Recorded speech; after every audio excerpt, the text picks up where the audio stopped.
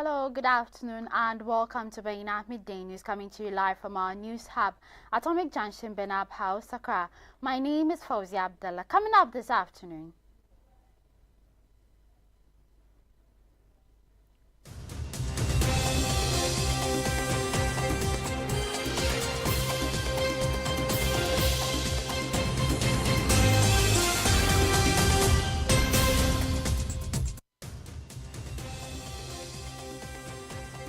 Dominic Ayine has disclosed that government has taken legal steps for Ken Ofori-Atta and Ernest Darko Akore to be extradited to Ghana to face charges.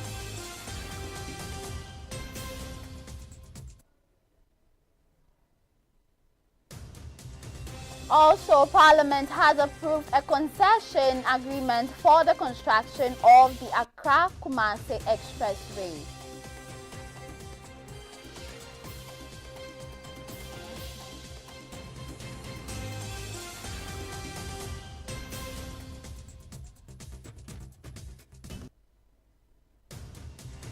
And on the international front, M23 announces withdrawal from Uvira following U.S. pressure.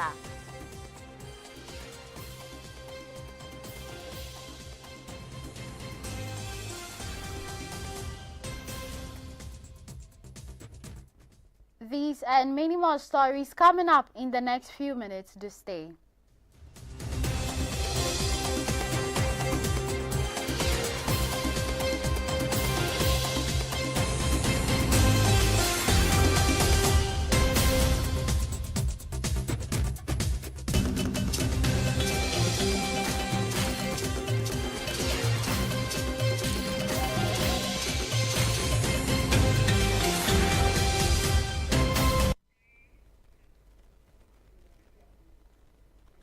You're welcome back and thank you for staying. You're watching Baina Midday News and we're streaming live on Facebook and on YouTube at Baina TV.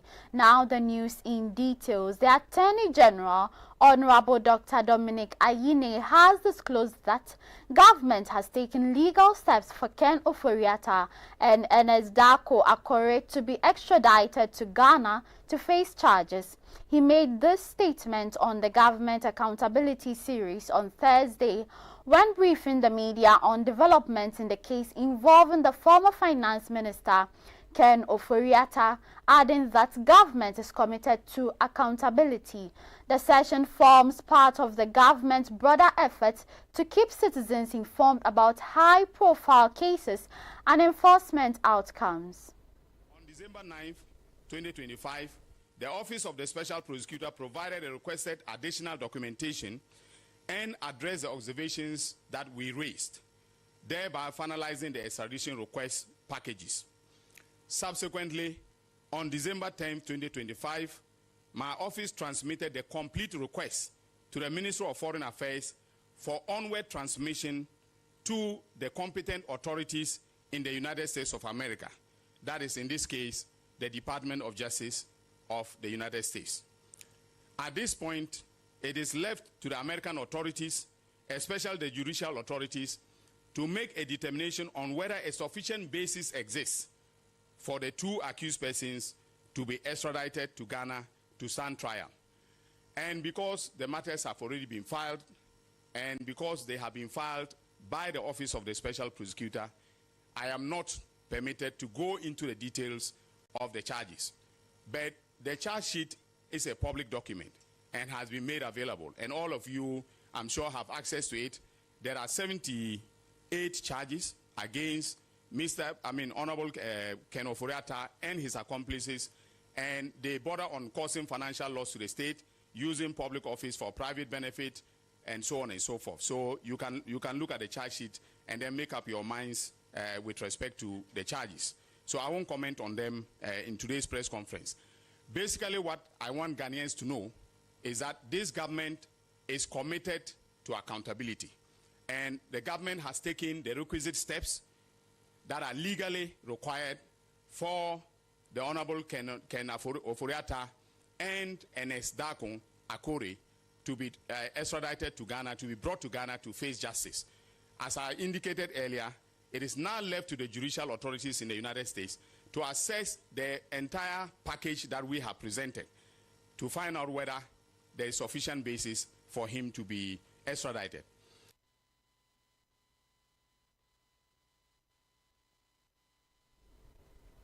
Moving on further, Parliament has approved a concession agreement for the construction of the Accra-Kumasi Expressway, with the Ministry of Roads and Highways serving as the contracting authority and Accra-Kumasi Expressway Limited named as the concessionaire. The approval comes amid concerns over the deteriorating state of the existing Accra-Kumasi highway, which has been affected by potholes, uneven surfaces and poor lighting.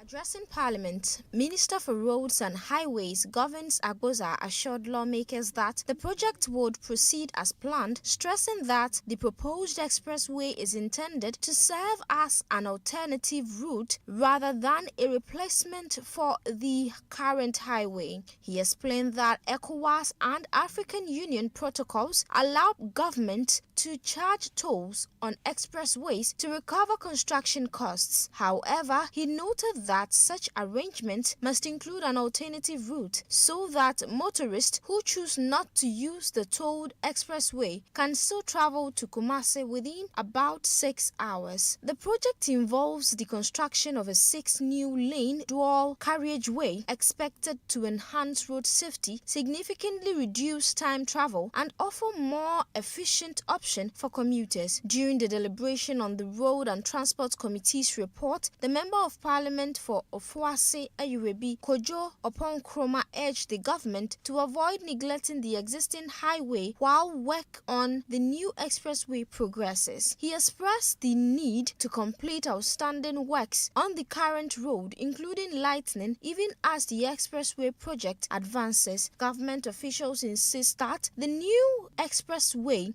will modernize one of Ghana's most critical transport corridors while providing a safer, faster and more reliable alternative for travelers between Accra and Kumasi.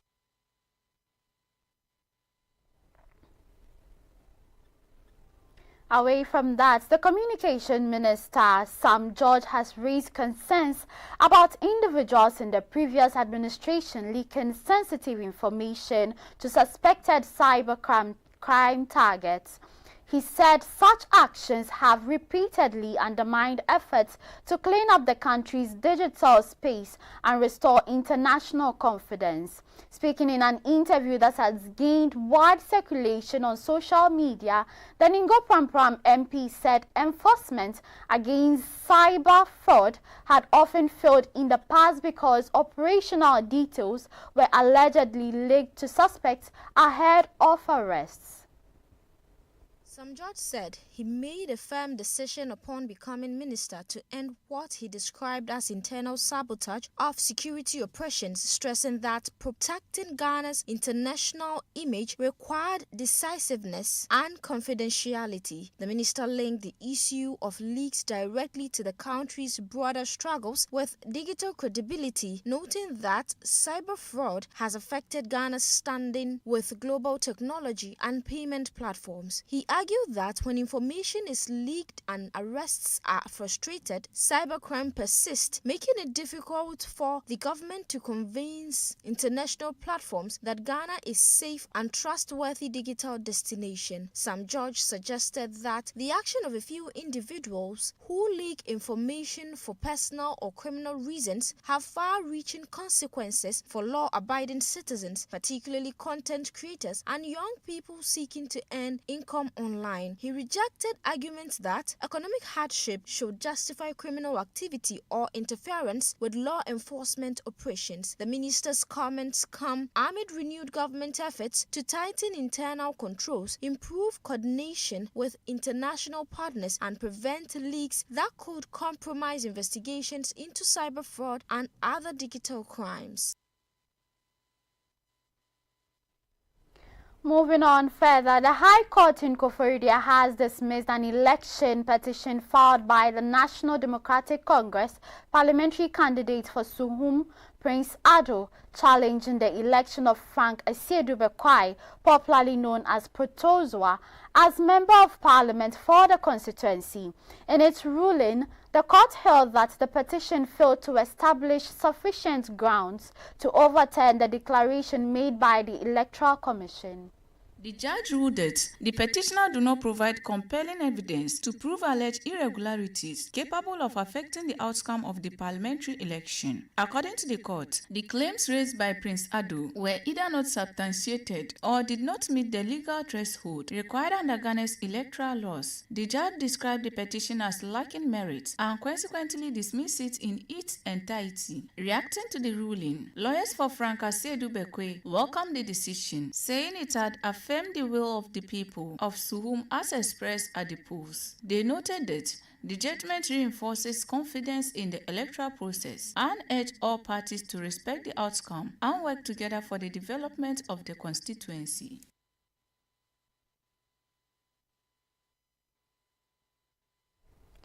Now, the Deputy Minister of Local Government, Chieftaincy and Religious Affairs, Ritana Odole Sowa, has announced the commencement of a nationwide exercise to regulate and standardize billboards and signage, beginning with the Greater Accra region. She disclosed this while engaging the media after a monitoring tour as part of activities marking the ongoing National Sanitation Week. Ritana Odole Sowa, who is also the chairperson of the 15-member Technical Committee on the Regulation and Standardization of Signage across Ghana, said the initiative aims to address the uncontrolled spread of billboards and signage, which she noted affects visibility, pedestrian safety, and the cleanliness of major cities. According to her, the committee, working closely with metropolitan and municipal assemblies, has already mapped out and removed some billboards in Accra, with more expected to be pulled down in the coming days. Notices have already been sent to some billboard owners. She explained that most of the signages are temporary structures and assemblies have the authority to remove any that obstruct human view, road medians, and pedestrians' walkway. The minister cautioned owners of unauthorized or poorly sited billboards to take note, stressing that the exercise will continue as part of efforts to make Accra and other cities cleaner, safer, and more accessible to pedestrians. She also called on the public and billboard operators to cooperate with the committee to ensure the successful execution of the exercise. You're still watching Baina Midday News. We'll be back with more stories after this break. Do stay.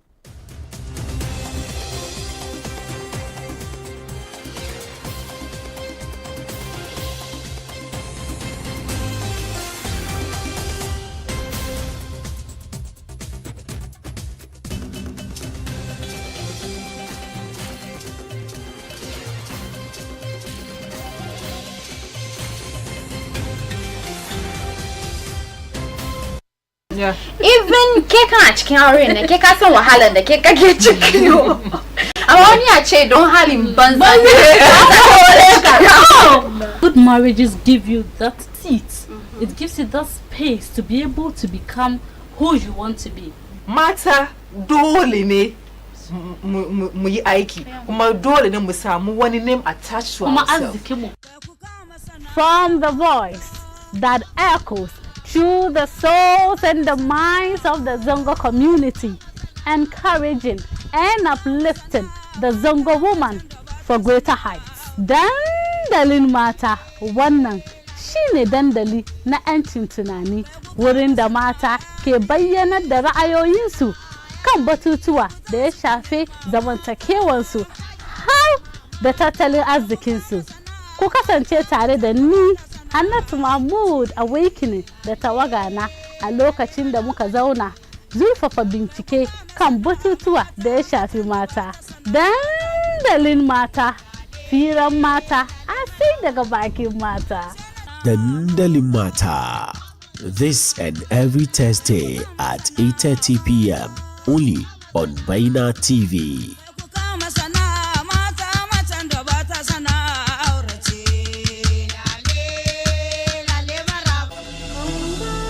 Kadari yayi baki amma wai ba za su barin ciniki ba. Baina Trade Connect ba cinikin wasa mutane suka yi ba. Masu sayar da kaya daban-daban daga na ado har da na ci da sha komai da komai kwana biyu tun da safe har dare da aka kare waɗanda suka ki zuwa sun yi da na sani amma kaga waɗanda suka zo sun yi ciniki suka dace kuma suka yi murna yanzu dai muna shirye-shirye mu burge ku da na 2026 shin ba za ka zo ba za mu fara ne rana 14 mu kammala rana 15 wato 14th and 15th of February ranar Asabar da Lahadi karfe 8 da safe har zuwa karfe 8 da yamma shin ba za ka zo ba ga lamba buga ya so mu yi fira 0539 48 7757 Baina Trade Connect mu mutum wuce ga mu can za mu wuce.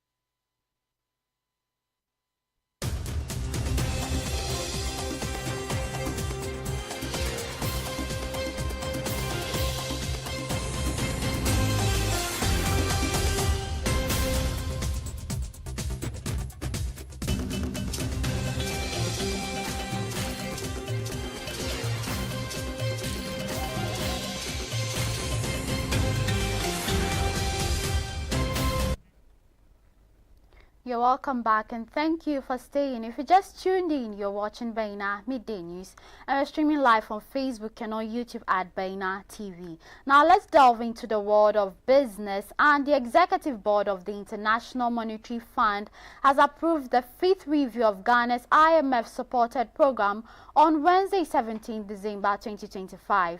The approval reflects Ghana's strong performance under the Extended Credit Facility program and acknowledges government's sustained efforts to restore macroeconomic stability, strengthen public finances, and support economic recovery. The completion of the 5th review will trigger the release of a 6th tranche of $380 million. Welcoming the approval, the Minister of Finance, Dr. Cassel Atuforsen, described the decision as another major milestone in Ghana's economic recovery journey. According to the Finance Minister, the IMF Executive Board's decision represents a clear vote of confidence in government reform agenda and overall economic management.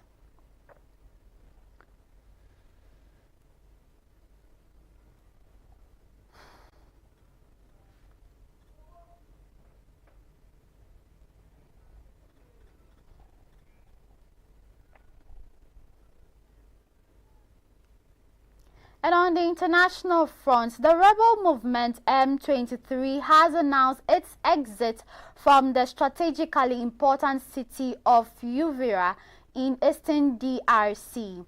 Corneille Nangaa, leader of the Alliance Fleuve Congo Rebel Coalition, which includes the M23 group, posted a signed statement on X that confirms fighters would withdraw from the town located in South Kivu province near the border with Burundi as per United States mediation request.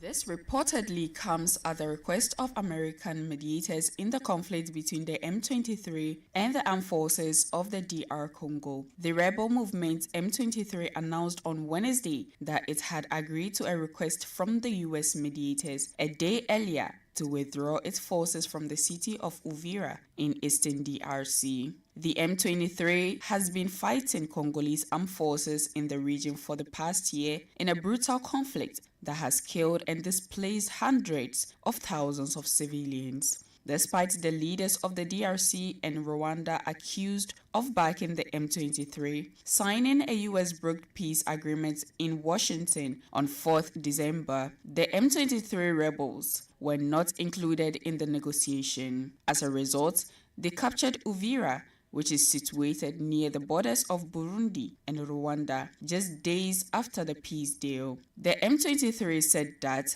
its withdrawal was happening for the sake of peace, and reports confirmed that their troops began leaving the town voluntarily. The withdrawal is reportedly set to be completed on Thursday.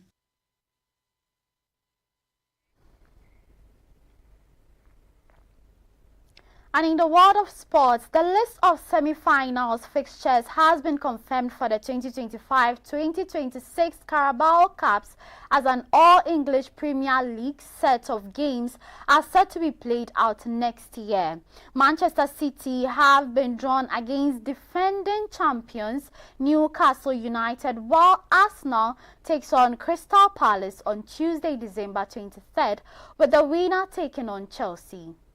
The first leg of both semi-final games are scheduled to be played during January 12, 2026. The return legs will be played during February 2nd, 2026. Man City will host the second leg of its tie against Newcastle at the Etihad Stadium, with the first leg taking place at St James Park. Manchester City beat Brentford 2-0 earlier on Wednesday, December 13th, with goals coming from Ryan Shreki's stunning strike and Savinho's second-half finish. For Newcastle, it was a dream debut for DR Congo forward Yoani Wissa, who started as a Newcastle player for the first time since joining the club from Brentford this past off-season. After being sidelined for several months with a knee injury, Wissa made his debut as a starter and delivered an immediate impact by scoring in the 11th minute. Midfielder Louis Mille scored the winning goal in the 94th minute to give Newcastle a 2-1 win over Fulham and book the Magpies' place in the semi-finals with an eye to repeat as Carabao Cup champions.